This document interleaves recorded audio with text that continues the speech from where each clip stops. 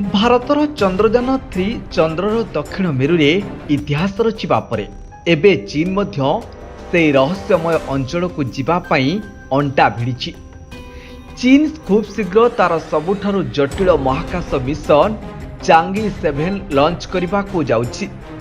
ଏହି ମିଶନର ମୁଖ୍ୟ ଲକ୍ଷ୍ୟ ହେଉଛି ଚନ୍ଦ୍ରର ଡିପ୍ ଫ୍ରିଜର ଭାବେ ଜଣାଶୁଣା ଅଞ୍ଚଳରୁ ବରଫ ଓ ପାଣି ଖୋଜିବା।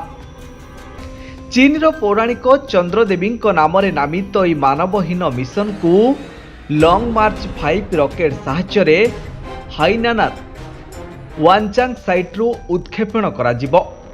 ଏହି ମିଶନରେ ରହିଛି ଏକ ରୋବୋଟିକ୍ ଲ୍ୟାଣ୍ଡର, ଏକ ରୋଭର ଏବଂ ଏକ ବିଶେଷ ହମ୍ପିଂ ପ୍ରୋବ୍। ଏହା ଚନ୍ଦ୍ରର ଦକ୍ଷିଣ ମେରୁ ନିକଟସ୍ଥ ସାଇଲେଟନ କ୍ରେଟର ନିକଟରେ ଅବତରଣ କରିବାକୁ ଚେଷ୍ଟା କରିବ, ଯାହା ସଦାସର୍ବଦା ଅନ୍ଧକାରାଚ୍ଛନ୍ନ ହୋଇ ରହିଥାଏ। ଚନ୍ଦ୍ରର ଦକ୍ଷିଣ ମେରୁରେ ଏମିତି କିଛି ଗଭୀର ଗର୍ତ୍ତ ବା କ୍ରେଟର ଅଛି ଯେଉଁଠାରେ କୋଟି କୋଟି ବର୍ଷ ହେବ ସୂର୍ଯ୍ୟ କିରଣ ପଡ଼ିନାହିଁ। ଏଠାରେ ତାପମାତ୍ରା -200 ଡିଗ୍ରୀ ସେଲସିୟସ୍ ପର୍ଯ୍ୟନ୍ତ ଖସିଯାଏ।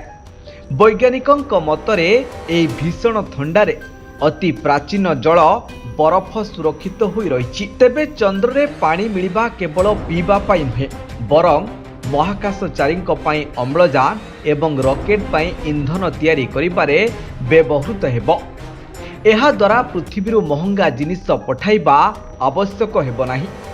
ଚୀନ 2030 ସୁଦ୍ଧା ମାନବ ଚନ୍ଦ୍ର ଅବତରଣ ଏବଂ 2035 ସୁଦ୍ଧା ରୁଷ ସହିତ ମିଶି ଏକ ସ୍ଥାୟୀ ଚନ୍ଦ୍ର ଗବେଷଣା କେନ୍ଦ୍ର ସ୍ଥାପନ କରିବାକୁ ଲକ୍ଷ୍ୟ ରଖିଛି।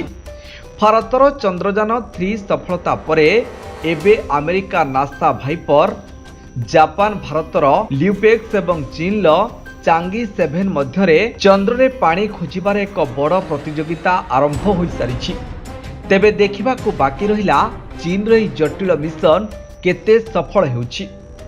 ଦର୍ଶକ ବନ୍ଧୁ, ଏହିପରି ଆହୁରି ରୋଚକ ମହାକାଶ ଖବର ଜାଣିବା ପାଇଁ ଆମ ଚ୍ୟାନେଲକୁ ଲାଇକ୍, ସେୟାର ଆଉ ସବସ୍କ୍ରାଇବ୍ କରିବାକୁ ଜମାରୁ ବି ଭୁଲନ୍ତୁନି। ବ୍ୟୁରୋ ରିପୋର୍ଟ, ଦ ବ୍ରେକିଂ ନ୍ୟୁଜ୍ 24।